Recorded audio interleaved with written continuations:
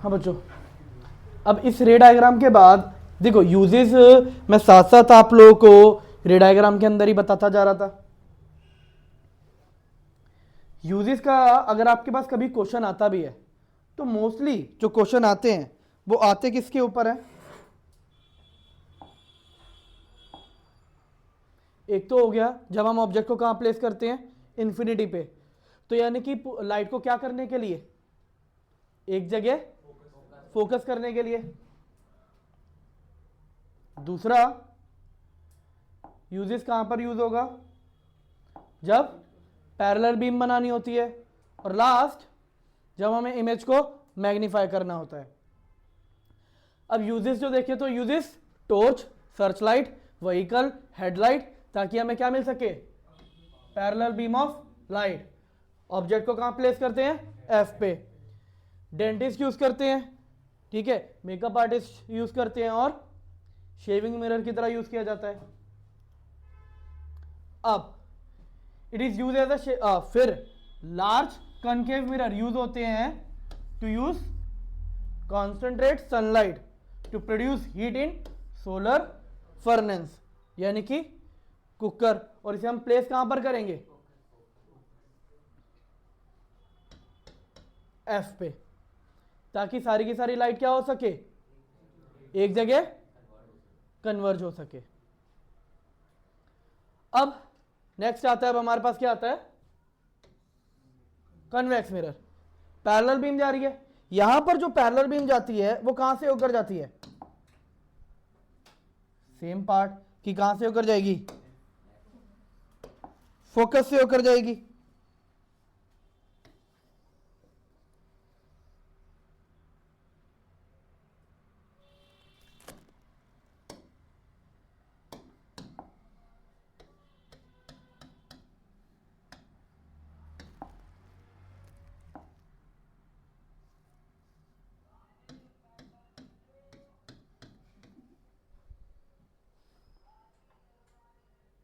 यहां पर ये रे कहां से होकर जा रही है,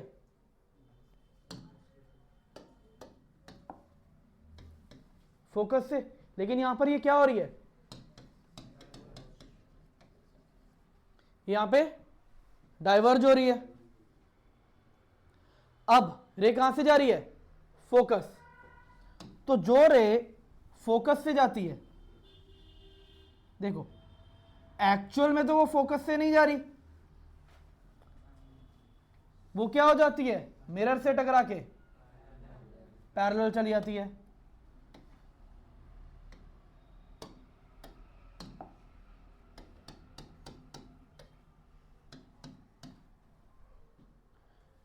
नेक्स्ट, अगर रे सी से जा रही है,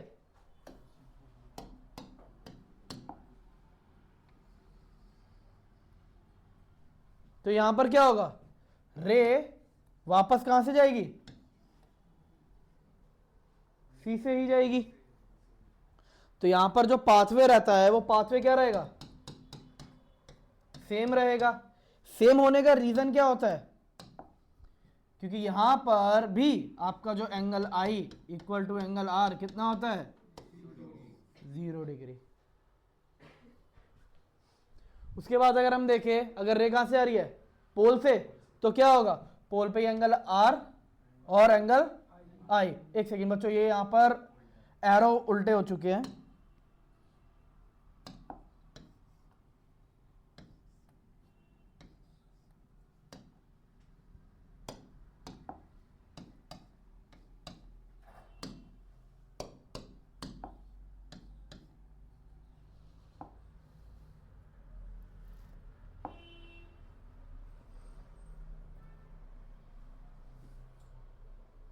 ठीक है, तो यहां पर ये एंगल आई और एंगल आर फॉर्म होगा। अब इसके रे डायग्राम पे अगर हम फोकस करें, तो जब हम ऑब्जेक्ट को कहां प्लेस कर रहे हैं,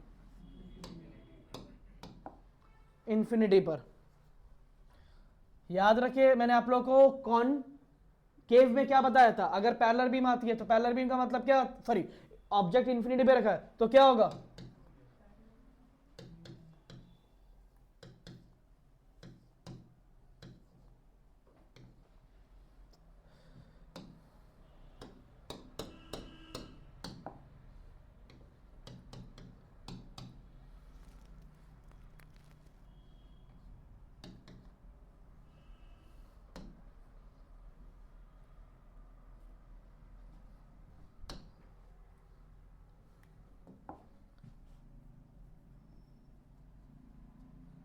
पैरेलल बीम आती है।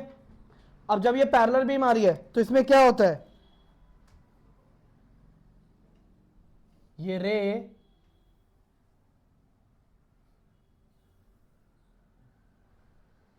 यहां से निकलेगी,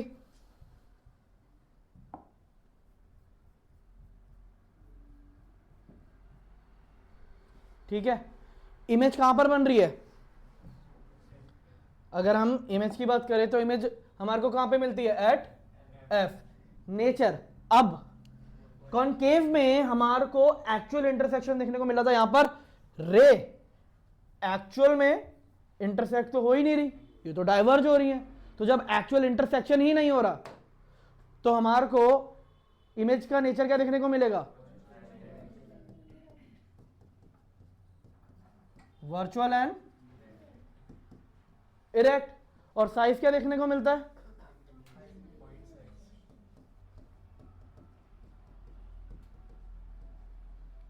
पॉइंट साइज, तो बहुत ज्यादा छोटा साइज देखने को मिलेगा। अब हमने ऑब्जेक्ट को कहां प्लेस करा, देखो पोल और इंफिनिटी के बीच में आप कहीं पर भी प्लेस कर दो, क्योंकि इससे आगे वाली जगह कहीं है क्या, तो कुछ है ही नहीं। अब जब मैंने ऑब्जेक्ट को यहां पे प्लेस करा, रे यहां से क्या जा रही है, पैरेलल वाली रे कहां से होकर जाती है, ये रे गई फोकस,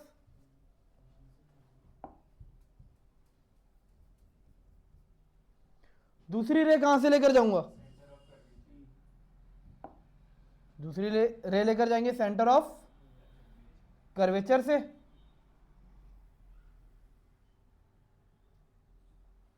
ये रे जा रही है सेंटर ऑफ कर्वेचर से।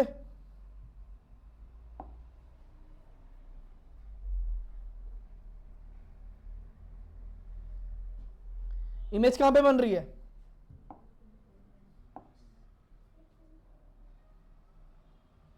ये आई हमारी इमेज। इमेज क्या आ रही है, ए डैश बी डैश। अब यहां पर नेचर क्या मिलेगा, वर्चुअल और इरेक्ट, और साइज क्या होगा हमेशा।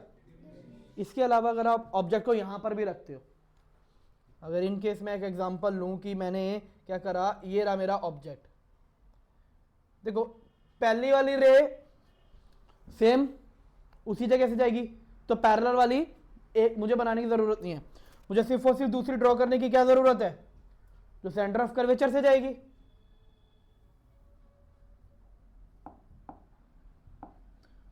तो जो रे सेंटर ऑफ कर्वेचर से जा रही है, इमेज कहां बन रही है, ये रही इमेज। देखो एक रूल चाहे कॉनकेव हो चाहे कॉन्वेक्स हो, जैसे जैसे आप मिरर के पास जाओगे हमेशा क्या होता जाएगा, जैसे जैसे आप मिरर के पास जाते रहोगे हमेशा आपको क्या देखने को मिलेगा, साइज ऑफ इमेज इंक्रीज होता है। याद रखो चाहे मेरे पास क्या हो, इन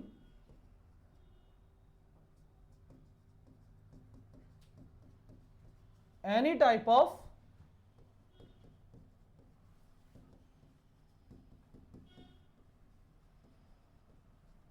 spherical mirror हमेशा क्या होता है, when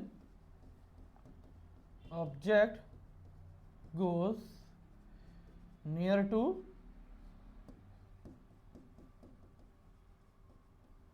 mirror,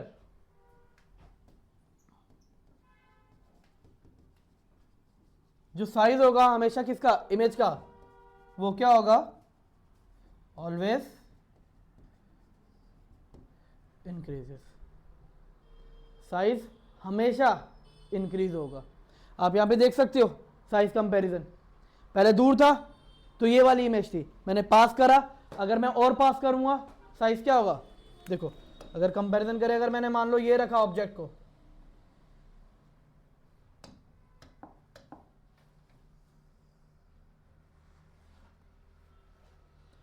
अब इंटरसेक्शन कहाँ हो रहा है, आप देख सकते हो साइज क्या होता जा रहा है, हमेशा इंक्रीज होता जाएगा, लेकिन ऑब्जेक्ट के कंपैरिजन में क्या रहेगा, छोटा ही रहेगा। तो मैंने आप लोगों को एक डिफरेंस जरूर बताया था। अभी यूजेस हटा के मैंने आप लोगों को ये चीज ऑलरेडी मेंशन करी थी कि अगर मुझे डिस्टिंग्विश करना है कि मेरे पास क्या मिरर है, plane mirror, concave mirror, convex mirror, बिना उन्हें टच करे, तो बिना उन्हें टच करे मैं कैसे बता सकता हूं, प्लेन मिरर है, मैं चाहे जितने मर्जी डिस्टेंस पे खड़ा हूं, मुझे इमेज कैसी मिलेगी, सेम साइज की, वर्चुअल और इरेक्ट। अगर कॉन्वेक्स है, वर्चुअल और इरेक्ट तो मिलेगी, लेकिन हमेशा कैसी मिलेगी, डिमिनिश, हमेशा कैसी मिलेगी, डिमिनिश। और अगर मैं तीसरा केस लूं, तीसरे केस में क्या है, कॉनकेव। अगर कॉनकेव में मैं क्या करता हूं, ये अगर मैं कॉनकेव मिरर के काफी आगे पास में खड़ा हूं तो ये मुझे वर्चुअल और इरेक्ट इमेज देगा, लेकिन साइज क्या, सॉरी साइज क्या होगा उसका, हमेशा मैग्नीफाई। लेकिन कब, जब मैं मिरर के पास हूं। अगर मैं मिरर से दूर हूं तो मुझे मिरर के अंदर कोई भी अपनी इमेज नजर नहीं आएगी। तो यही तरीका है पता लगाने का। अब अगर हम बात करें कि यूज क्या क्या होते हैं, तो कन्वेक्स लेंस का सबसे पहला यूज, ये हमेशा मुझे कैसी इमेज देता है, इरेक्ट और डिमिनिश, तो वाइडर व्यू होता है। अब वाइडर व्यू होने की वजह से ये कहां पर यूज होते हैं, व्हीकल्स में। और इसके अलावा जो ब्लाइंड टर्न होते हैं, ठीक है, पार्किंग में हो गए, कोई स्ट्रीट हो गई, तो वहां पर ऐसे ऐसे बड़े बड़े कॉन्वेक्स मिरर लगाए जाते हैं ताकि लार्जर व्यू मिलने की वजह से देख सके कि कोई गाड़ी तो नहीं आ रही है। इसके अलावा ये शॉप्स के अंदर यूज होते हैं एज अ सिक्योरिटी मिरर। तो यहां पर ये यूजेस। अच्छा, अगर आपसे कभी पूछा जाए कि प्लेन मिरर क्यों नहीं यूज कर सकते हम,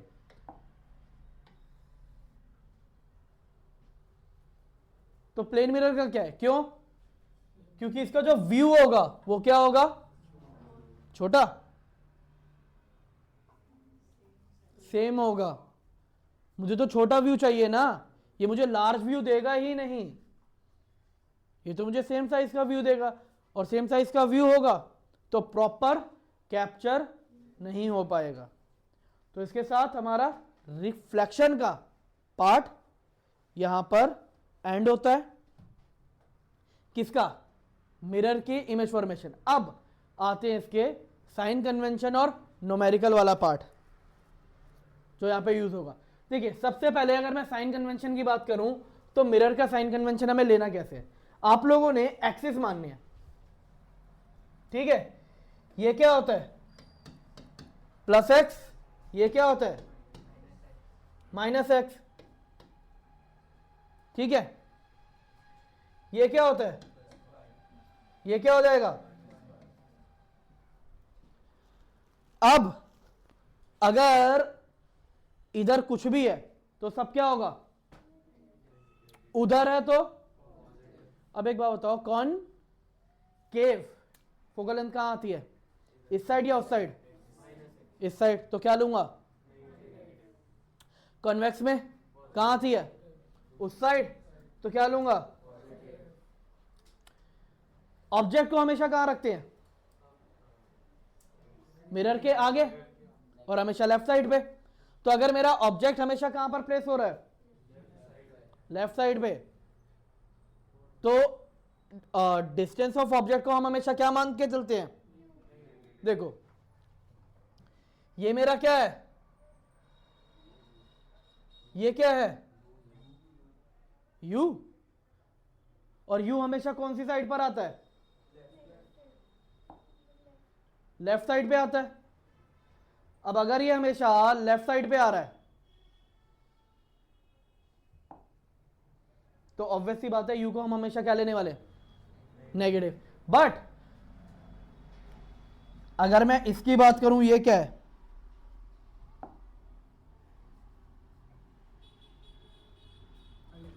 हाइट ऑफ ऑब्जेक्ट ये कौन से एक्सिस पे आ रहा है, हॉरिजॉन्टल या वर्टिकल? वर्टिकल, तो कौन सा एक्सिस हुआ? Plus y. यहां से लेके यहां तक क्या है, कौन से पे आ रहा है? ये क्या होता है, हाइट ऑफ इमेज। ये क्या है, माइनस वाई, तो इसलिए नेगेटिव। और यहां से लेके यहां तक ये क्या है, v। तो आप लोगों को रटने की तो कोई जरूरत पड़ेगी नहीं चाहिए। अगर भूल भी जाते हो तो आप लोग को बस पता होना चाहिए ना एक्सिस के बारे में, और बन कहां पे रहा है, तो उसके अकॉर्डिंग हम पता लगा सकते हैं। लेकिन फिर भी भाई अगर बच्चों को लगता है कि सर ये एक्सिस का कंसेप्ट समझ में नहीं आता, कोई बात नहीं। आप लोगों को कुछ चीजें जो हमेशा याद रख के चलनी है। अब यहां पर मैं कॉनकेव के बारे में बात करूंगा और कॉन्वेक्स। मैं नहीं बोल रहा मिरर है या फिर लेंस, कॉनकेव या कॉन्वेक्स, यानी कि दोनों में क्या चलने वाला है, चाहे मिरर हो चाहे लेंस, सेम। अगर मैं फोकल लेंथ की बात करूं तो कॉनकेव में हमेशा फोकल लेंथ क्या रहने वाली है, कॉन्वेक्स में। अब वहीं पर अगर मैं यू की बात करूं तो भाई यू तो मैंने ऑलरेडी बताया, यू हमेशा क्या होता है, ऑलवेज नेगेटिव, चाहे मिरर हो चाहे, तो ये हमेशा क्या रहने वाला है, नेगेटिव। अब बात करते हैं वी की। वी को हम कभी भी ऐसे देखने वाले ही नहीं है। हमें क्या याद रखना है, हाइट ऑफ ऑब्जेक्ट हमेशा क्या होगा, पॉजिटिव, इररिस्पेक्टिव चाहे लेंस है या फिर मिरर।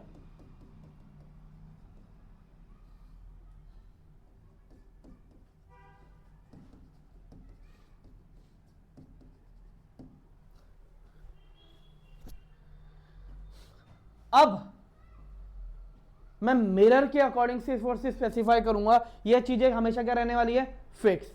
ये कभी चेंज, चाहे मिरर हो चाहे लेंस। लेकिन अगर मैं किसकी बात करूं, V की और H की, तो वो वेरी करता है। अब वेरी किस तरह से करता है, देखो V का मतलब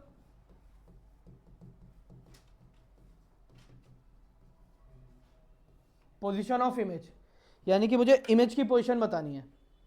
अब मिरर में दो इमेज बनती है, रियल और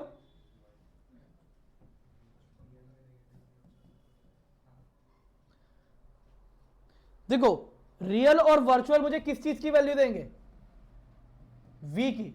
रियल है तो माइनस कौन, V, और वर्चुअल है तो V क्या, पॉजिटिव। अब उसी तरह से एक वर्ड यूज होता है इन्वर्टेड और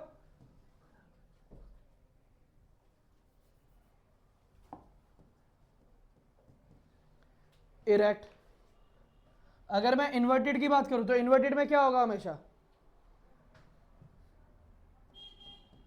माइनस और इरेक्ट प्लस। लेकिन कौन, हाइट ऑफ इमेज। ये चीजें लेंस के अंदर अलग बताऊंगा। ये फिक्स है, कांस्टेंट रहेगा, चाहे लेंस हो चाहे मिरर, इररिस्पेक्टिवली। आप याद करके रख लो ये। लेकिन मिरर में रियल का मतलब नेगेटिव, क्योंकि रियल इमेज हमेशा मिरर के आगे बनती है और वर्चुअल मिरर के पीछे। मिरर के आगे कौन सा एक्सिस, माइनस एक्स, पीछे। अब ऑब्वियस ही बात है, ऊपर बन रहा है तो प्लस वाई, नीचे बन रहा है नेगेटिव वाई। तो ये हो गया हमारा साइन कन्वेंशन का पार्ट। उसके बाद अब हमारे पास क्या आता है, मिरर फॉर्मूला। अब मिरर फॉर्मूले में अगर हम बात करें तो u, v और f, ये आप लोगों को ऑलरेडी एक्सप्लेन कर चुका हूं कि u का मतलब क्या है, v का मतलब क्या है और f का मतलब क्या है। अब याद रखो ये जो इंफॉर्मेशन है, ये मिरर फॉर्मूला, ये किसके लिए एप्लीकेबल है? For all spherical mirror, for all position of object. ठीक है, अब जब भी आप मिरर फॉर्मूला यूज कर रहे हो और वैल्यू पुट कर रहे हो, अगर आपने साइन कन्वेंशन यूज नहीं करे तो भाई आपकी जो पूरी कैलकुलेशन है सब बर्बाद है। मतलब पूरा न्यूमेरिकल आपने करा और सब आपका बेकार, किसी काम का नहीं। क्यों? क्योंकि साइन कन्वेंशन सबसे ज्यादा इंपॉर्टेंट है यहाँ पे यूज करने, तभी साइन कन्वेंशन पढ़ाए जा रहे हैं। ठीक है,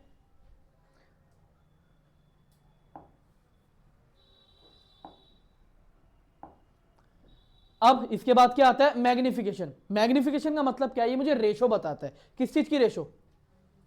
हाइट ऑफ इमेज की रेशो। किसके साथ? हाइट ऑफ ऑब्जेक्ट के साथ। तो हाइट ऑफ इमेज अपॉन में हाइट ऑफ, ये मुझे इसकी रेशो देगा। अब इसके दो फॉर्मूले हैं बच्चों। एक हमने ये देखा, m is equal to h dash यानी कि एच आई और ये h o, so h i h o. एक और फॉर्मूला होता है माइनस वी बाई यू। अब आप चाहे m को ये यूज कर लो, चाहे आप m के लिए डायरेक्टली ये फॉर्मूला यूज कर लो, या फिर तीसरा आप ये फॉर्मूला यूज कर लो। मान लो ना क्वेश्चन में मैग्निफिकेशन मेंशन ही नहीं है, तो क्या करेंगे हम? अब उसी के बेसिस पे कुछ क्वेश्चन आएंगे, वो क्वेश्चन एक्सप्लेन करूंगा, लेकिन उससे पहले एक और कंसेप्ट समझते हैं। हमने ऑब्जेक्ट की पोजीशन पढ़ी, इमेज की पोजीशन पढ़ी, मैग्निफिकेशन का रूल क्या यूज होता है? देखिए बच्चों, अगर आप लोगों का m क्या आ रहा है? एक से छोटा, मैं प्लस माइनस की बात नहीं कर रहा, क्या आ रहा है? एक से, रेशो होती है ना, m का मतलब क्या है? रेशो।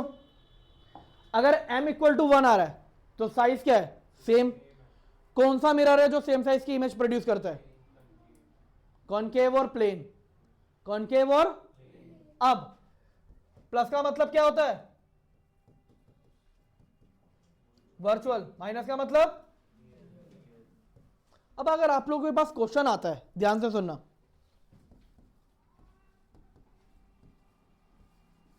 क्वेश्चन कह रहा है ये मैग्निफिकेशन है 0.23, ये क्या है?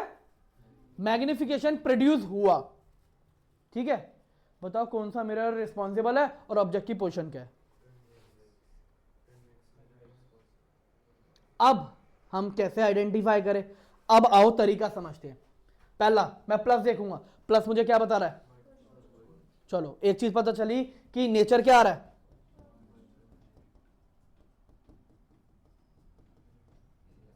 वर्चुअल एंड, क्योंकि ये तो साथ में ही है, ये अलग नहीं होने वाले। 0.23 एक से बड़ा, एक से छोटा, या एक के इक्वल? ऑब्वियस सी बात है, एक से छोटा, यानी कि 0.23 क्या आ रहा है मेरा? Less than 1। इसका मतलब डिमिनिश इमेज। अब एक चीज पूछना चाहूंगा, diminish image with virtual and erect कौन बनाता है? Concave, convex. हमेशा कौन बनाएगा? कॉन्वेक्स। अब अगर ये कॉन्वेक्स बना रहा है, पोजीशन ऑफ ऑब्जेक्ट, देखो दो ही रे डायग्राम थे, दो के अलावा कोई तीसरा रे डायग्राम है तो बताओ? नहीं ना। कौन सा वाला रे डायग्राम? ऑब्जेक्ट को कहां प्लेस करूंगा? In front of mirror, in front of, या आप अलग वर्ड क्या यूज कर सकते हो? Between infinity and pole. नहीं बेटा, इन फ्रंट ऑफ मिरर कभी कभार अलग वर्ड यूज हो जाते हैं, तो आंसर तो वही रहेगा ना। ये क्या आंसर चेंज हो जाएगा? आंसर वही रहने वाला है। ठीक है, अब आपके पास इसी बेसिस पे मैंने क्या करा? मैग्निफिकेशन का ये एक पूरा टेबल बनाया स्पेसिफिकली, जो यूज होने वाला है किसके लिए? कॉनकेव के लिए। अब बच्चों अगर ऑब्जेक्ट मेरा इंफिनिटी पर है तो मेरा m क्या आएगा? बहुत बहुत ज्यादा छोटा आएगा, और साइन क्या रहेगा? माइनस।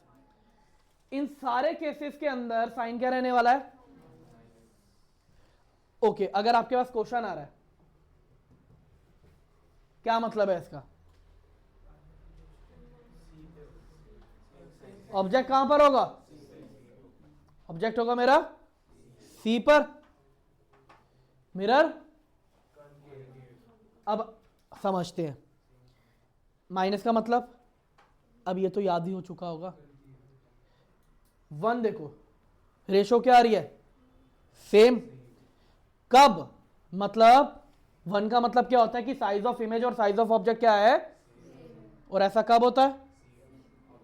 जब ऑब्जेक्ट को कहां रखा हो? सी पर। तो बच्चों ये तो हमें याद रखना पड़ेगा ना, इसमें तो हम कुछ कर नहीं सकते, कोई चॉइस है ही नहीं हमारे पास। इसीलिए इस टेबल के अकॉर्डिंग हम क्या याद रख सकते हैं? अगर मेरे पास ऑब्जेक्ट यहां पर है तो एच आई इक्वल टू या फिर v इक्वल टू, इस केस में H O is greater than h i, और या फिर u इज ग्रेटर देन, तीसरे वाले केस में H I is greater than H O, या फिर v इज ग्रेटर देन। आपके मोस्टली जो क्वेश्चन आते हैं ना मैग्निफिकेशन पे, वो इन तीनों पे ही आते हैं, इन्फिनिटी वाले पे नहीं आते। या चौथा आएगा किस पे? m is greater then +1। इसका मतलब एच आई बड़ा है एच ओ से, v बड़ा है u से, लेकिन यहां पर एच आई और v दोनों मेरे प्लस हैं। एक क्वेश्चन आता है, concave mirror produce magnify image. concave mirror produce magnify image. What kind of magnify image it can produce?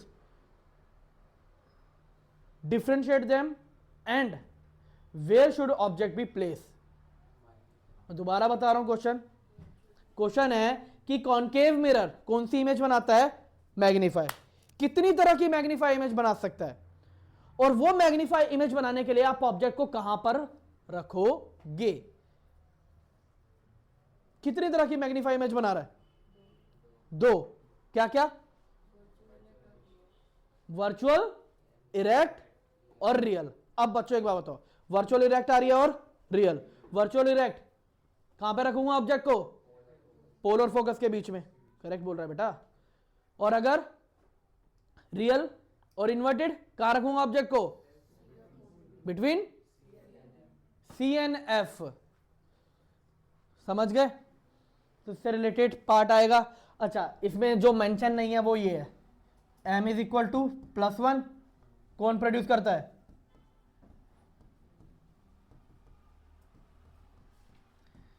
Plane mirror के अलावा और किसी के पास ये कैपेबिलिटी नहीं है भाई, याद रखो। फिर m not is equal to, sorry, m greater than है, लेस देन +1 कौन करता है?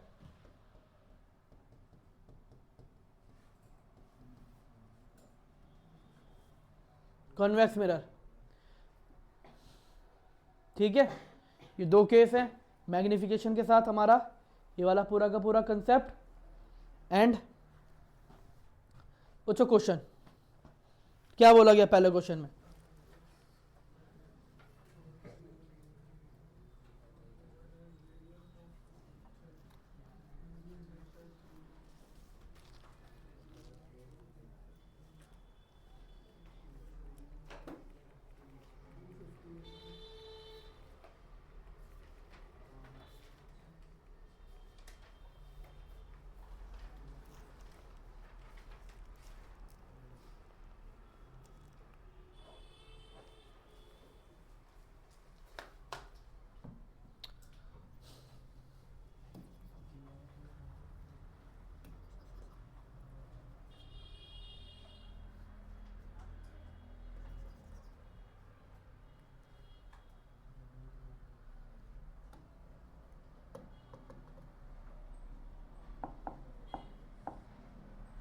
देखो बच्चों, सबसे पहले हम लिखते क्या है? मिरर कौन सा है?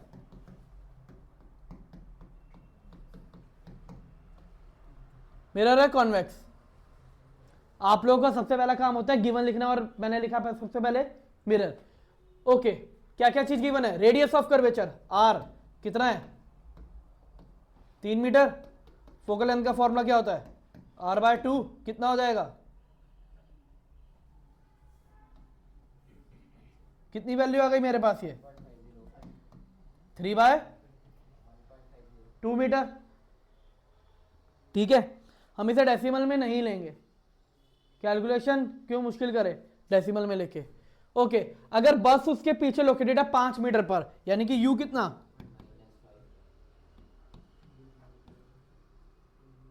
क्योंकि u तो हमेशा कांस्टेंट रहता है, u कितना? -5, और u हमेशा u हमेशा माइनस रहेगा। फोकल लेंथ क्या होगी? प्लस। क्यों? पढ़ा था ना हमने साइन कन्वेंशन। क्या बोल रहे हैं, क्या निकालो? पोजीशन और नेचर और साइज। ओके बच्चों, कभी भी वर्ड आ रहा है पोजीशन, क्या निकालना होता है? v। अगर आपने पोजीशन निकाली, आप नेचर और साइज ऑटोमेटिकली आराम से कैलकुलेट कर पाओगे। मुझे v नहीं पता, क्या यूज करूंगा यहां पे?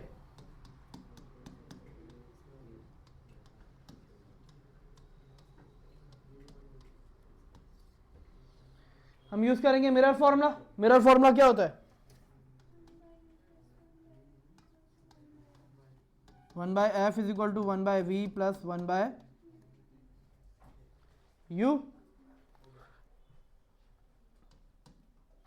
f की वैल्यू कितनी?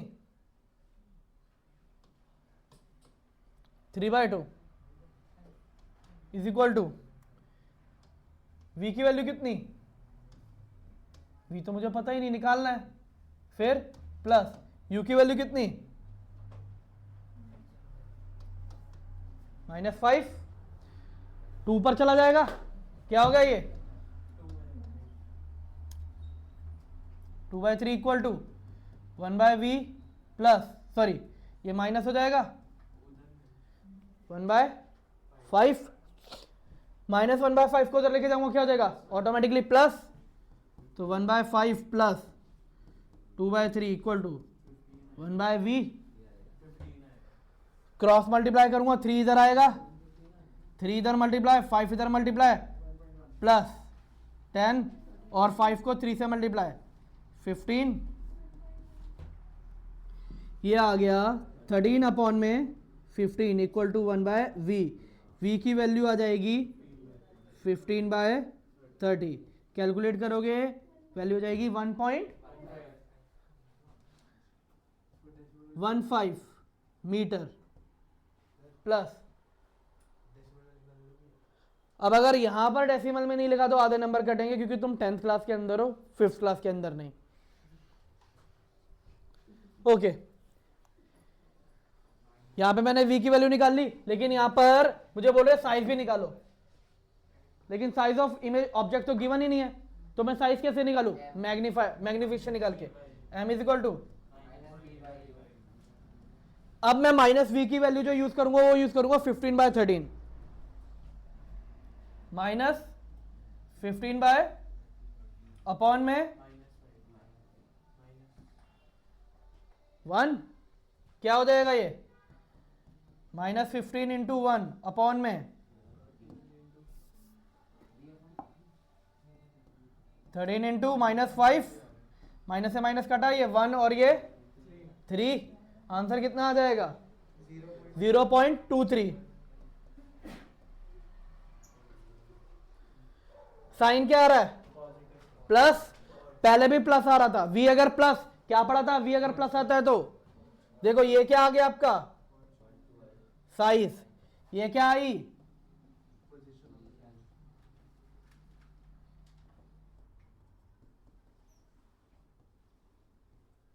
Virtual and erect. ये क्या आगे? नेचर। अब साइज में ये नहीं लिखना, मुझे क्या लिखना है? डिमिनिश इमेज फॉर्म होगी, तो ये मेंशन करना, मार्क करना बहुत ज्यादा जरूरी रहेगा। ठीक है, नेक्स्ट क्वेश्चन अब ये हमारा किस बेसिस पे है, कौन, केफ पे। यू की वैल्यू कितनी,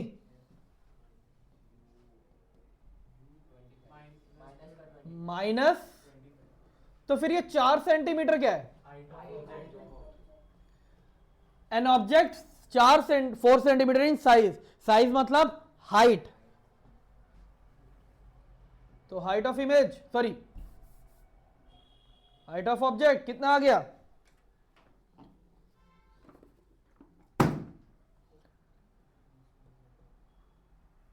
4 सेंटीमीटर, और कुछ गिवन, फोकल लेंथ 15 सेंटीमीटर। देखो बच्चों, आप ये गिवन लिखते हो, स्टेप मार्किंग, फिर आपको क्या यूज करना पड़ता है, फॉर्मूला। फॉर्मूला क्या यूज होगा, ये आपको लिखना पड़ेगा कि हम फॉर्मूला क्या यूज कर रहे हैं। 1/f is equal to 1/v plus 1/,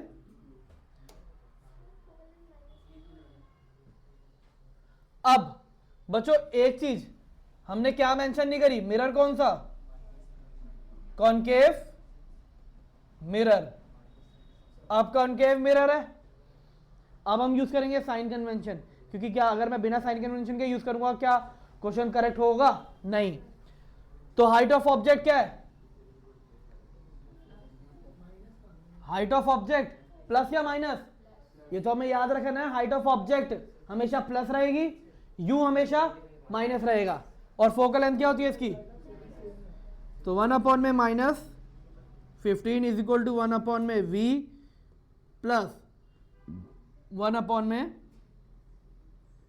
minus 25। अब आप लोग मुझे सॉल्व करके बताओ कि आंसर कितना आएगा, आप लोग के पास 30 सेकंड का टाइम है।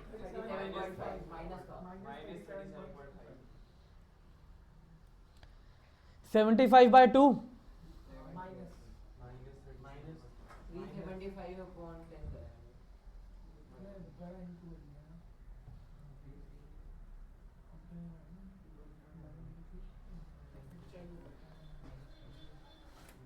जब आप इसे सॉल्व करोगे तो ये 1 में माइनस 15, ये इधर आके प्लस हो जाएगा,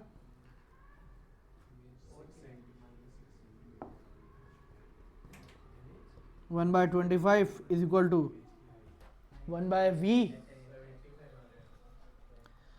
अब वही क्रॉस मल्टीप्लाई वाला मेथड, 25 इंटू माइनस 15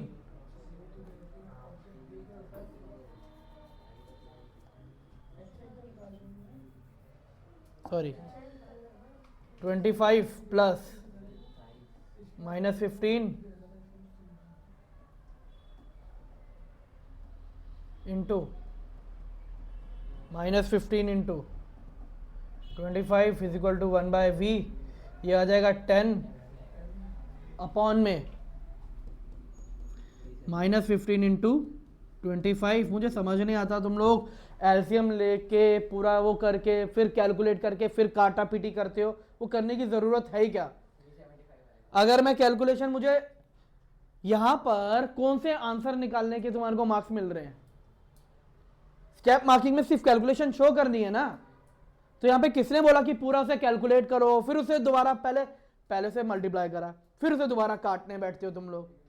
चलो ये तो अभी आसान था कि 375 अपॉन में 10 आ गया, अगर ये नंबर ना होता तो 375 अपॉन में 7 होता तो नहीं, हम पहले मल्टीप्लाई करेंगे। छोटी क्लास में ये साफ साफ सिखाया जाता है कि भाई नंबर जो अगर है ना उसे वैसे ही रहने दो ताकि वो कट जाए। अगर मैं से देखो ये 10 है, अगर मान लो 10 ना होता तब तो प्रॉब्लम आती ना, तभी तो आप लोगों ने क्या करा, डायरेक्ट मल्टीप्लाई कर दिया। अगर मैं ऐसे भी ऐसे करूं तो आंसर क्या आ रहा है मेरा, -75/2।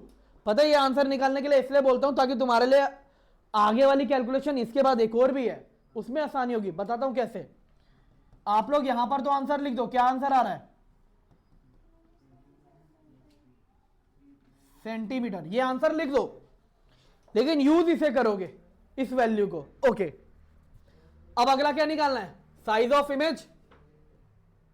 तो यानी कि मुझे एच आई निकालना है, क्योंकि एच आई मुझे पता नहीं है। एच आई अपॉन में H O is equal to minus V by U, H O into minus V by U. बताओ एच ओ की वैल्यू कितनी, 4 सेंटीमीटर माइनस -75, 2 नीचे चला जाएगा। यू की वैल्यू कितनी,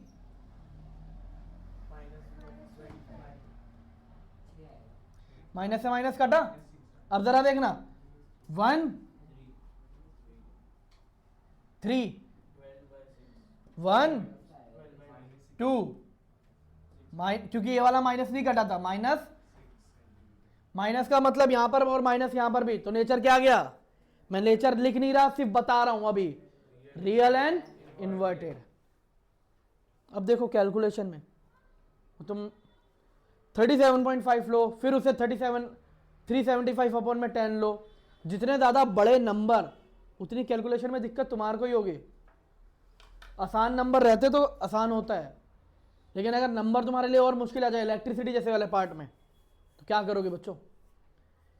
इसलिए बोलता हूं कि सबसे पहले मैथमेटिक्स के अंदर एक टर्म यूज होती है, आई थिंक इन नंबर्स को ओपन अप करने के लिए, कि 6th-7th क्लास के अंदर होता है, मैथमेटिक्स के अंदर ये टर्म यूज होती है। और कैलकुलेशन में सिखाया भी जाता है कि बड़ा नंबर है ना, एलसीएम आप लोगों को पता है इसलिए सिखाया जाता है ताकि आप बड़े नंबर को मल्टीप्लाई करके छोटा लिख सको, ताकि उसे काट सको। लेकिन हम वो वाला मेथड छोड़ के हम उल्टा काम कर रहे होते हैं। अगर हम HI/HO की जगह M निकाल लेते, अब काफी सारे बच्चे क्या करते हैं, पहले m निकालेंगे, फिर m की वैल्यू में वो पुट करेंगे।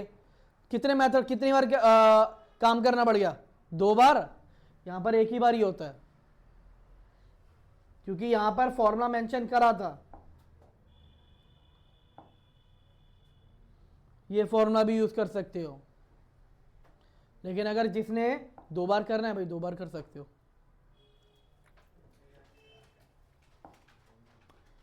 नेक्स्ट क्वेश्चन में क्या बोला गया है, कॉनकेव मिरर है, प्रोड्यूस कर रहा है 3 time magnify in large image. Concave mirror, okay,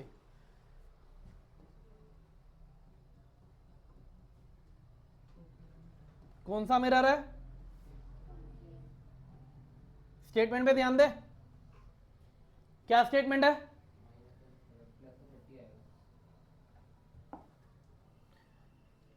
ये प्रोड्यूस कर रहा है 3 time magnify in large image, और वो भी नेचर कैसा है उसका, रियल एंड इन्वर्टेड। अब बताओ, सबसे पहले क्वेश्चन में गिवन बस एक ही चीज होगी, क्या, यू ही गिवन है ना।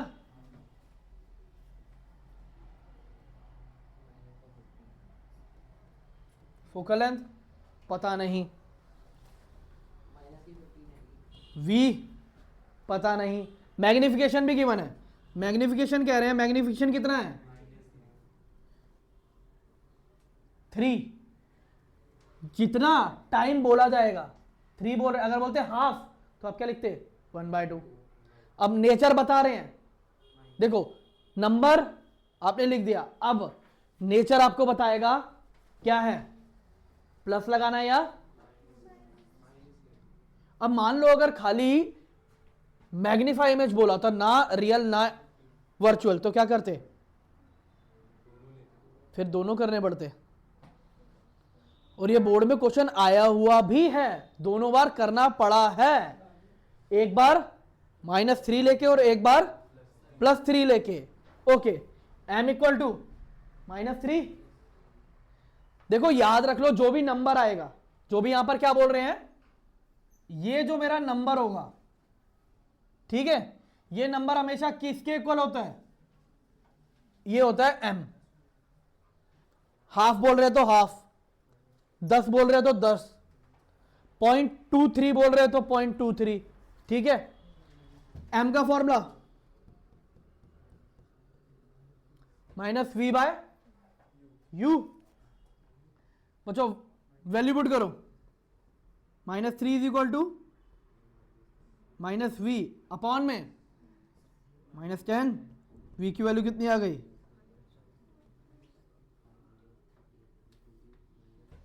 -30 सेंटीमीटर। अब मुझे क्या निकालनी है, बस फोकल लेंथ ही तो निकालनी है।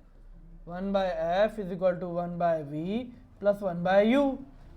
1/v कितना, -30 प्लस -10, -10 प्लस -30 अपॉन में -30 इंटू -10, ये हो जाएगा -10 -30 अपॉन में 30 इंटू माइनस से माइनस कट जाएगा, क्या बचा खाली 30 इंटू 10 बचा। ये वैल्यू कितनी हो जाएगी, -40, 30 इंटू 10, एक शून्य से एक शून्य कट गया, 2, 15, 1। वैल्यू में क्या निकाला था, 1/f, तो f क्या आ गया, -7.5 सेंटीमीटर। सो यहाँ तक हमारा रिफ्लेक्शन का सारा पार्ट खत्म। लेकिन अभी मैं आप लोगों को एक और क्वेश्चन इलेबोरेट करता हूँ। मान लो आपको क्वेश्चन बोला गया कि चलो इसका बोला जाता है कि इसका रे डायग्राम बना के दिखाओ। सेम क्वेश्चन का आपको रे डायग्राम बनाना है, तो अब क्या आप लोग लिटरली अपनी आंसर शीट पे 10 सेंटीमीटर का यू रखोगे, 30 सेंटीमीटर पे वी रखोगे? नहीं, हम पोजीशन समझेंगे। ओके, अब पोजीशन समझते कैसे हैं बच्चों? मान लिया कि ये मेरे पास क्या है, concave mirror, focal length, centre of curvature. Question के अकॉर्डिंग फोकल लेंथ की वैल्यू कितनी आ रही है, 7.5। अभी प्लस माइनस थोड़ी ना लिखूंगा बेटा यहां पे, 7.5, तो ऑटोमेटिकली सी कितना हो जाएगा। अब एक बात बताओ, ऑब्जेक्ट कहां पर है, 10 कहां पर आएगा। अब देखो, कभी भी ये नंबरिक के अकॉर्डिंग अगर आता है तो आपको क्या मान के चलना है, ये जो आपका P है ये होता है 0, इधर जा रहे हो 7.5, उसका डबल करोगे 15, 10 कहां पर आएगा, C और F के बीच में। अब एक बात बताओ, आपको पता चल गया, अब आप क्या रे डायग्राम नहीं बना सकते, बस बन गया रे डायग्राम। इस तरह के क्वेश्चन आते हैं बच्चों, ये होते हैं एप्लीकेशन बेस्ड क्वेश्चन, इसे न्यूमेरिकल में काउंट नहीं किया जाता, याद रखना। ये एप्लीकेशन बेस्ड क्वेश्चन होते हैं, न्यूमेरिकल में काउंट नहीं होंगे और इनके आने के चांसेस होते हैं ज़्यादातर। ओके, हमारा रिफ्लेक्शन का पार्ट यहां पे पूरा एंड होता है। अब नेक्स्ट टॉपिक क्या है हमारे पास, रिफ्रैक्शन। तो रिफ्रैक्शन की साइंस बड़ी फनी है। यहां पर क्या होता है, बेंडिंग ऑफ लाइट जब एंटर करती है one medium to another transparent medium. देखो हमारे को ये सब देखने को मिलता है।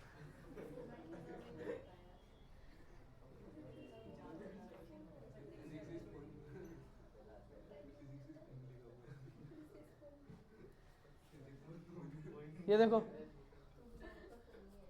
पोलर बेयर का हेड यहां पर है, बॉडी यहां पर है, गर्दन इंसान की यहां पर है, बॉडी यहां पर है, ऐसे ही ये देखो।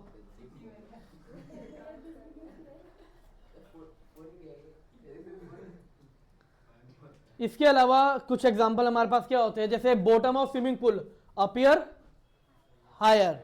आप लोग अगर कभी भी स्विमिंग पूल पे जा रहे हो तो बॉटम सरफेस जो होता है आप लोगों को लगेगा कि अरे ये तो ऊपर है, लेकिन जब जाओगे तो पता चलेगा अरे ये तो कुछ ज़्यादा ही नीचे निकला, हम तो डूब रहे हैं, बाहर आओ। कभी आप लोग क्या कहते हैं, वाटर पार्क है ना, अब ऑब्वियसली बात है वाटर पार्क के अंदर शुरुआत में जाओ तो हाँ नीचे का फिर भी नज़र आता है ना, जैसे जैसे भीड़ होने लगती है तो पानी का तो रंग ही बदल जाता है। कुछ लोगों के तौर तरीके कुछ अच्छे होते हैं, कुछ कहते हैं चलो हम हफ्ते भर का नहाना वहीं पे निपटाएंगे, कुछ लोग कुछ और भी कर रहे होते हैं साथ साथ। अब सुनो, इसीलिए कभी भी ना आप वाटर पार्क के अंदर ये चीज एक्सपीरियंस कर नहीं पाओगे। जो पूल होते हैं वो पूल हमेशा क्या किए जाते हैं, एक टाइमिंग के अकॉर्डिंग होते हैं, उन्हें हमेशा क्लीन किया जाता है। अगर मान लो आपको एक टाइमिंग होती है ना, 2 से 3 घंटे की टाइमिंग होती है, तो उसके बाद आधे घंटे के बाद बीच में आफ्टरनून के टाइम पे गैप डाल के क्लीन करते हैं इवनिंग के लिए। बेटा हर एक अलग अलग। अब वहाँ पर कभी आप जाओ तो आप एक्सपीरियंस कर सकते हो कि वहाँ पे देखो वैसे लिखा होता है 4 फीट है, 6 फीट है, 3 फीट है। हम सोचते हैं अरे ये 3 फीट, ये 3 फीट वाला 3 फीट तो नज़र आ नहीं रहा, ठीक है। सोचते 4 फीट पे जाते हैं, 4 फीट वाला 4 फीट वाले तो नज़र आ नहीं रहा, लेकिन जब जाते तो पता चलता है कि भाई 4 फीट में तो पानी यहाँ तक गर्दन तक पहुँचने लग गया। धोखा हो गया हमारे साथ, ये तो हमें ऊपर नज़र आता 4 फीट लग नहीं रहा। तो रीज़न इसका क्या हुआ, यही सेम।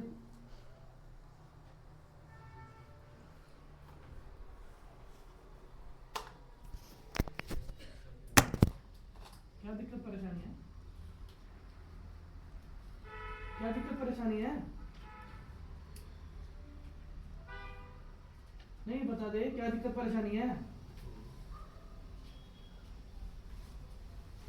चैन से टिका नहीं जा रहा, क्या बता रहा था, हमें भी बता दे, हम भी हंस लेते हैं।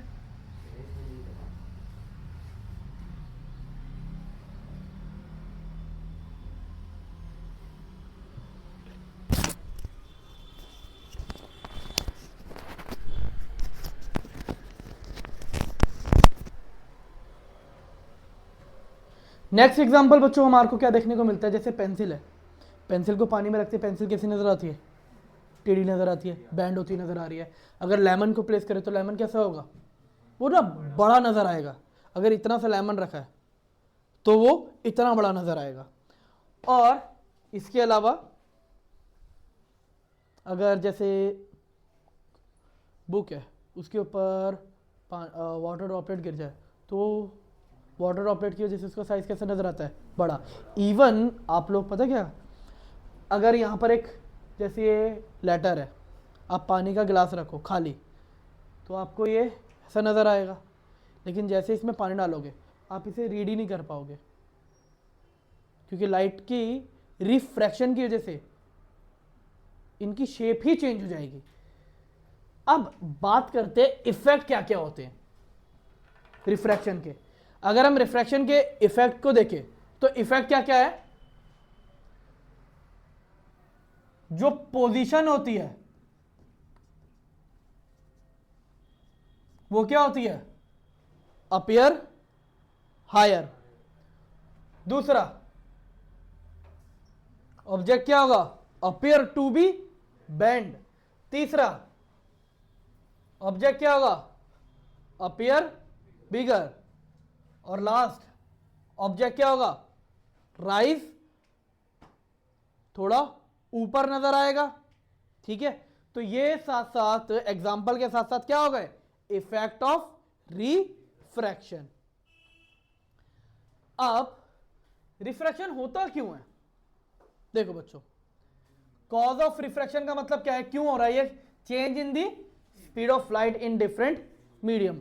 जब लाइट एक मीडियम से दूसरे मीडियम में जाती है तो स्पीड ऑफ लाइट क्या करती है, चेंज होती है। देखो हर एक मीडियम के अंदर स्पीड ऑफ लाइट क्या है, डिफरेंट है, किसी में भी आपको सेम नहीं देखने को मिलने वाली।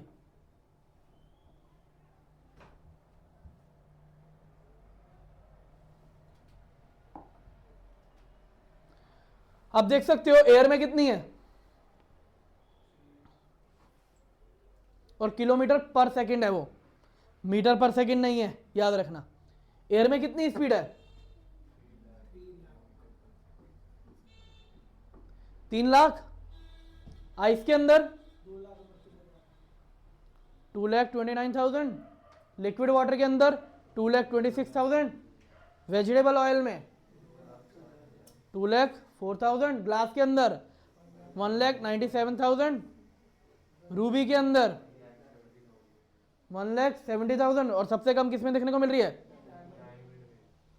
तो कॉस क्या है? अब एक बात बताओ, ऑब्वियस सी बात है, जब अभी यहां पर आप लोग को कोई भी रिफ्लेक्शन देखने को नहीं मिलेगा, लेकिन मान लो यहां पर आग जल रही है, ठीक है, जब यहाँ पे आग जल रही होगी और मैं इधर खड़ा हूं, बोर्ड पे मैंने यहाँ पे कुछ लिख रखा है और बीच में यहाँ पे आग जल रही है, ठीक है, आप लोग ये वर्ड पढ़ पाओगे? और मैं इसका फोकस चेंज नहीं करूंगा कैमरे का, ताकि ये लेटर समझ में ना आने में दिक्कत हो, ये बिल्कुल ऐसा का ऐसे ही रहेगा, लेकिन आप लोग क्या फिर भी समझ पाओगे लेटर्स? क्यों? टर्बुलेंस क्रिएट होगा। मतलब जब आग जल रही है तो उसने आसपास की एयर को क्या कर दिया, एयर के पार्टिकल दूर दूर भागेंगे, लेकिन जो सराउंडिंग वाले पार्ट है जहां पर आग नहीं पहुंच पा रही है, वहां की हवा तो अभी भी क्या होगी, ठंडी, और जहां पर आग जल रही थी वहां के ऊपर की हवा क्या होगी, गर्म, वहां के पार्टिकल दूर दूर, यहां के पार्टिकल पास पास, अभी भी एयर में जितने होते हैं पास पास, लेकिन वहां पर जितने पास पास थे उनको और दूर कर दिया किसने, आग ने, तो वहां पे स्पीड क्या होगी? अब देखो कैसे समझाता हूं, अगर अब मैं आप लोग को बोलूं आप में से कितने बच्चे साइकिल से आते हो?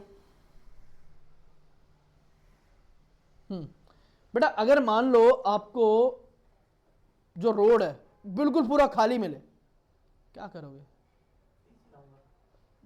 तेज चलाओगे ना बेटा? सर भगाऊंगा, रॉकेट बना दूंगा मैं तो, फुल स्पीड में, जितनी भगा सकता हूँ मैक्सिमम स्पीड उतनी स्पीड में भगाऊंगा, रॉकेट बना देना, रॉकेट, है ना।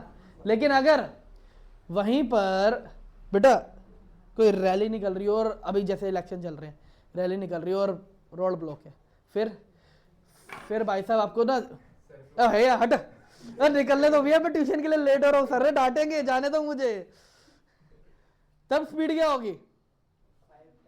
बहुत कम। और जब खाली है तो ये भाग रहा था। अब जरा खुद सोचो, लाइट है, पार्टिकल पास पास है, लाइट को भी तो खुद आने में दिक्कत हो रही होगी ना, लेकिन जैसे ही पार्टिकल दूर दूर है लाइट तो यूं भागेगी। तो इस वजह से स्पीड ऑफ लाइट क्या होती है? चेंज। और चेंज होने की वजह से क्या होता है? रिफ्रैक्शन। सो ध्यान से ये वर्ड सुनो, it appear that when travelling obliquely from one medium to another. Okay, एक वर्ड यूज हो रहा है क्या? What is the meaning of obliquely? हाँ जी, what is the meaning of obliquely? Obliquely का क्या मतलब होता है?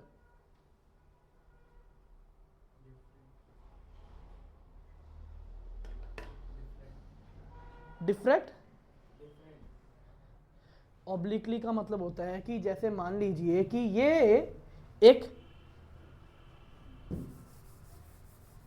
सिर्फ ये एक सरफेस है, इसे कहते हैं हम परपेंडिकुलरली, इसे बोलते हैं ओब्लिकली। पॉइंट, जब अभी लॉज आएगी तो मैं लॉ के अंदर ना एक चीज एक्सप्लेन करूंगा, लेकिन लॉ आने पर अभी जरा हम कंसेप्ट समझते हैं। तो ऑब्लिकली जब जा रही है, ठीक है, तो जैसा मैंने बोला, ऊपर मान लो क्या है? एयर, नीचे क्या है? वाटर। यहां पर स्पीड तेज थी तो रेस सीधी जा रही थी, जाना इसे ऐसे था एक्चुअल में, है ना?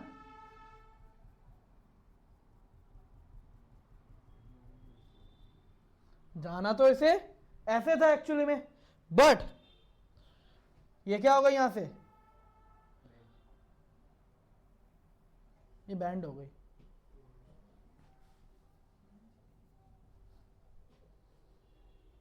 क्यों? क्योंकि यहां पे तो पानी था ना, क्योंकि इसके अंदर देखो, आप देख सकते हो आइस, एयर के अंदर स्पीड क्या है? तेज, और वाटर के अंदर स्पीड क्या हो रही है?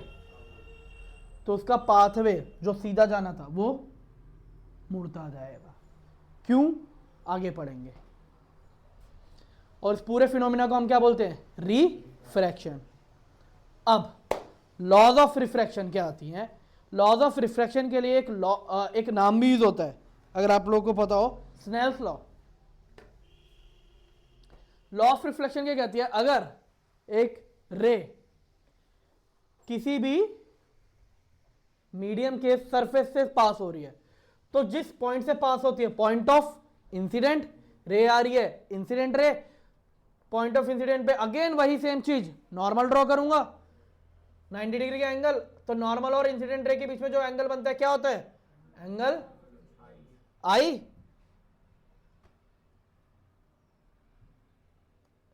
ठीक है, और वहीं पर रिफ्रैक्टेड रे जो होगी उसके बीच में एंगल आर, एंगल आई और एंगल आर कभी भी सेम नहीं होते बच्चों, ये याद रखना। इसकी लॉ क्या होती है, इसके लॉ के अकॉर्डिंग क्या होता है, साइन आई अपॉन में साइन आर इक्वल टू, और किसी को पता है इस कांस्टेंट को क्या कहते हैं,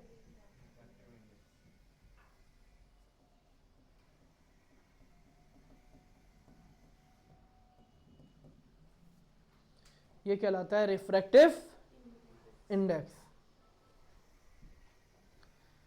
अब सेकंड पॉइंट, आपने लॉ ऑफ रिफ्लेक्शन पढ़ा था, सेकंड पॉइंट जो है इसका कि इंसिडेंट रे, रिफ्रैक्टेड रे, नॉर्मल एक ही प्लेन पे आते हैं, वो सेम ही रहने वाला है। बच्चों याद रखना इस लॉ को हम क्या कहते हैं, एक और नाम Snell's law of reflection. Question काफी बार आता है कि डिफाइन दी स्नेल्स लॉ, तो आप लोगों को ये लाइन डिफाइन करनी होगी हमेशा, तो डेफिनेशन इसके अकॉर्डिंग फोकस करनी है। ठीक है बच्चों, अब रिफ्रैक्टिव इंडेक्स होता क्या है, what is the meaning of refractive index, क्या होता है रिफ्रैक्टिव इंडेक्स। देखो बच्चों, जब मैं रिफ्रैक्टिव इंडेक्स की बात कर रहा हूं तो रिफ्रैक्टिव इंडेक्स किसी भी ऑब्जेक्ट की एबिलिटी है कि वो लाइट को क्या कर सकता है, कितना बेंड कर सकता है, वो एबिलिटी क्या कहलाती है, रिफ्रैक्टिव इंडेक्स। अब जैसे यहां पर हम बात कर रहे हैं, ठीक है, उससे पहले जरा ध्यान से एक बारी ये कंसेप्ट सुनो। रिफ्रैक्टिव इंडेक्स जो होता है वो ऑब्जेक्ट के अकॉर्डिंग होता है। ऑब्जेक्ट होते हैं हमारे पास दो तरह के, एक होता है ऑप्टिकली डेंसर और एक होता है ऑप्टिकली रेयरर। अगर मैं ऑप्टिकली डेंसर की बात करूं तो पार्टिकल क्या क्या होंगे, पास पास। रेयर की बात कर रहा हूं तो पार्टिकल क्या होंगे, दूर दूर। अब यहां पर हम क्या बात कर रहे हैं,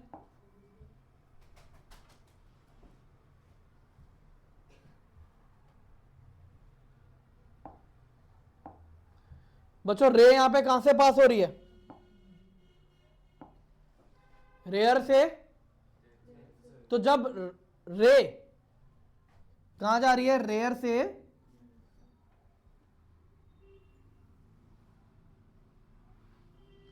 एक्चुअल में तो उसे ऐसे जाना था, यहां पे क्या बना एंगल आई, यहां पे क्या बना एंगल। तो जब रे कहां जा रही है, डेंसर से रेयर, तो वो क्या, सॉरी रेयर से डेंसर, तो लाइट क्या होती है, बैंड टुवर्ड्स दी नॉर्मल। और जब लाइट बैंड होती है टुवर्ड्स दी, तो हमेशा एंगल आई मेरा बड़ा होगा किससे, एंगल आर से। ठीक है, क्यों, क्योंकि रेयर में स्पीड ऑफ लाइट क्या होती है,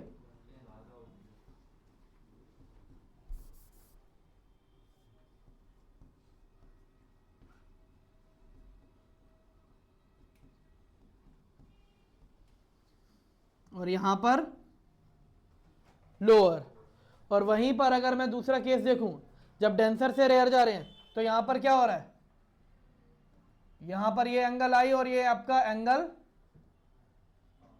आर। तो इस केस में एंगल आर आपका एंगल आई से क्या हो जाता है, बड़ा हो जाता है। और यहां पर रे जब डेंसर से रेयर में जाएगी तो रे मूव होगी अवे फ्रॉम दी नॉर्मल। ये दो केस है जो हमें याद रखने हैं। अब बात करते हैं रिफ्रैक्टिव इंडेक्स की। तो बच्चों अगर मान लो मुझे किसी भी दो ऑब्जेक्ट का रिफ्रैक्टिव इंडेक्स निकालना है, ठीक है, तो हम हमेशा ना कंपैरिजन करते हैं कि ये है मेरा मीडियम 1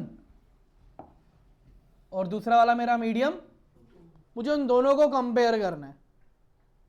अगर आप लोग को क्वेश्चन में बोला जा रहा है कि भाई रिफ्रैक्टिव इंडेक्स निकालो डायमंड का विद रिस्पेक्ट टू वाटर, तो क्या फॉर्मूला यूज करोगे, refractive index of diamond upon में रिफ्रैक्टिव इंडेक्स ऑफ, अगर क्वेश्चन में बोल रहे हैं कि रिफ्रैक्टिव इंडेक्स निकालो वाटर का विद रिस्पेक्ट टू डायमंड, तो क्या करोगे, refractive index of water upon में, तो ये हो गया हमारा पहला फॉर्मूला। ठीक है।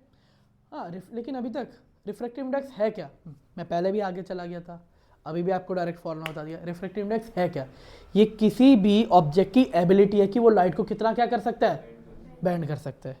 तो एबिलिटी ऑफ लाइट कि वो लाइट को कितना कर सकता है, क्या, बैंड। इसके अलावा अगर एक और वर्ड यूज होता है बच्चों, क्या, absolute refractive index.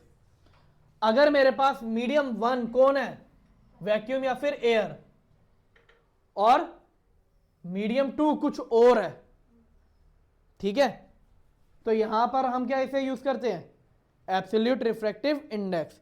Absolute refractive index का फॉर्मूला क्या होता है, speed of light in air upon में इन मीडियम। तो एब्सोल्यूट रिफ्रैक्टिव इंडेक्स बेसिकली है क्या, speed of light in any medium with that of vacuum is called absolute refractive index. हर एक ऑब्जेक्ट का हम, ये जो वैल्यूज थी बच्चों, ये वैल्यूज है 1.53, 1.54, 1.63, 1.65, ये सारी वैल्यूज, ये है क्या, absolute refractive index. Refractive index नहीं, यानी कि ये हमेशा किसके साथ कंपेयर कर रहे हैं हम, एयर के साथ, तो ये तो चीज तो कांस्टेंट रहने वाली है। ये हो गया हमारा दूसरा formula, sine I by sine R, हमने पढ़ा था 3 फॉर्मूले।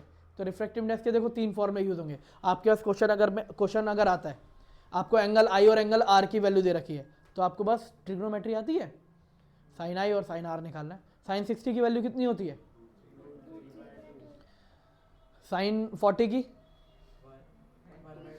साइन 40 तुम्हें पढ़ना ही नहीं है, साइन 40 आएगा ही नहीं, साइन 45 1/√2। अगर मान लो कभी क्वेश्चन आ रहा है ना साइन 52 अपॉन में साइन 48, तो तुम्हारे को वैल्यूज दी जाएंगी, क्योंकि ये ट्रिग्नोमेट्री तो तुमने मैथमेटिक्स में भी नहीं सीखी होगी कि ये वैल्यूज कैसे निकाली जाए। ठीक है, तो उसकी टेंशन मत लेना, वो सब नहीं आएगा। अगर आता भी है तो वैल्यूज गिवन होंगी। दूसरा, अगर आपको बोला गया 2 रिफ्रैक्टिव इंडेक्स को कंपेयर करना है, तो जिसका भी कंपेयर करना है आपको डायरेक्ट बस उसका फॉर्मूला यूज करना है। तीसरा होता है हमारा एब्सोल्यूट रिफ्रैक्टिव इंडेक्स। लेकिन अगर मान लो बच्चों आपको बोला गया कि refractive index of water upon में water with respect to glass, तो इसका फॉर्मूला क्या होगा, absolute refractive index of water upon में एब्सोल्यूट रिफ्रैक्टिव इंडेक्स ऑफ,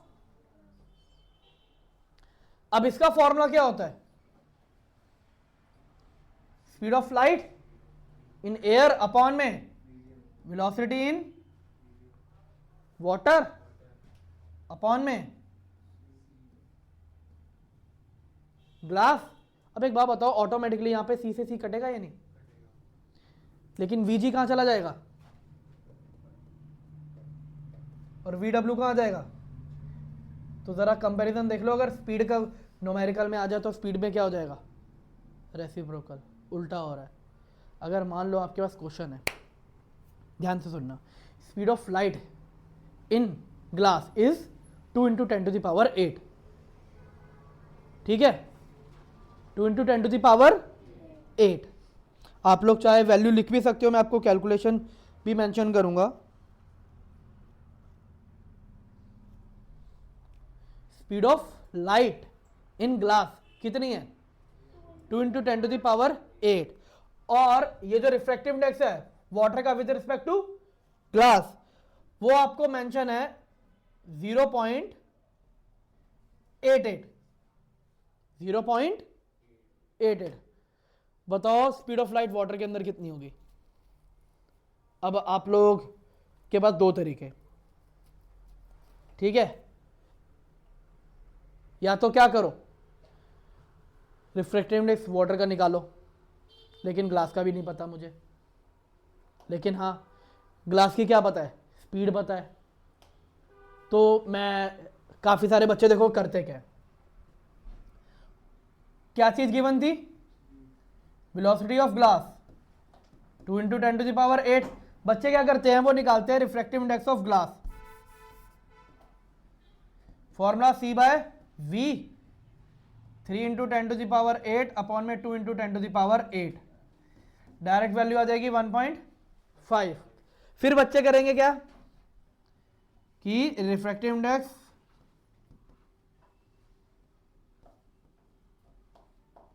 ठीक है, इसकी वैल्यू कितनी थी 0.88 इज इक्वल टू, पता ही नहीं है मुझे इसकी वैल्यू कितनी 1.5, 1.5 को 0.88 से मल्टीप्लाई करो कितना आएगा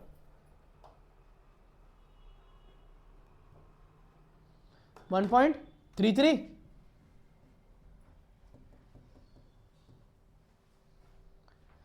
फिर हम क्या करेंगे,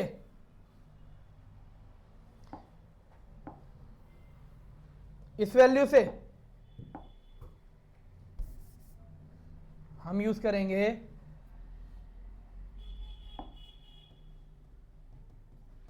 C/V 1.33, 3 इंटू 10⁸ अपॉन में V,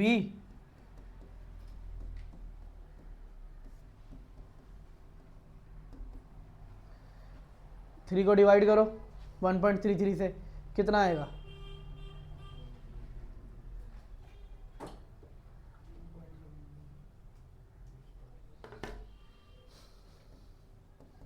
2.25 10⁸ मीटर पर सेकेंड।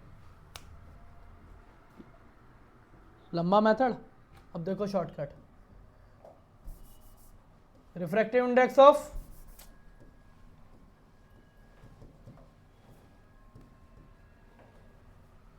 डायरेक्ट फॉर्मूला लगाऊंगा,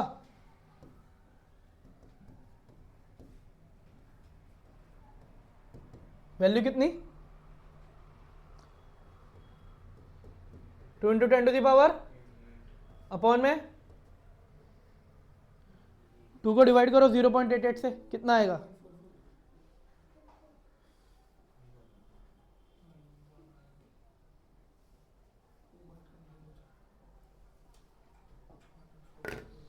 वही सेम वैल्यू आएगी 2.2। अच्छा 5 नहीं आ रहा है कैलकुलेशन में, ये वैल्यू आ रही है 6 इंटू 10⁸, लेकिन इतना क्योंकि एग्जैक्ट वैल्यू नहीं ली थी हमने कैलकुलेशन में। अब आप देखो फॉर्मूला बिना फॉर्मूले के, बाकी रिफ्रैक्टिव इंडेक्स के क्वेश्चन आएंगे, हम PYQ में प्रैक्टिस करेंगे। अब हमारे पास अगला वाला पार्ट क्या बचते हैं, ग्लास लैब, ठीक है, रिफ्रैक्शन थ्रू